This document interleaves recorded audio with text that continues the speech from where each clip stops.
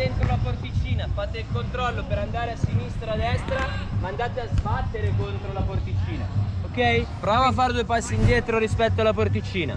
Ok, quella è la posizione corretta per ricevere, d'accordo? Che cosa manca a quel giocatore per ricevere la palla, secondo voi? Deve ricevere come? Bene, meglio ancora, come deve ricevere?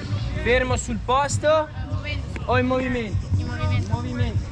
Quella, fai vedere, è la posizione corretta per ricevere e lavorare con un solo controllo, ok? E ricordatevi, deve essere un passaggio, non un tiro. Interno piede, serve precisione, no potenza. Try again, go. Puoi andare, 2 tocchi, controllo e sposto, 2 tocchi, stop, come back. Italiano? Ok, ricorda, devi lavorare con 2 tocchi. Il primo per andare in avanti con la palla, il secondo per spostare la palla laterale. Primo vado avanti, il secondo sposto la palla. Ok? Prova di nuovo, riparti da metà.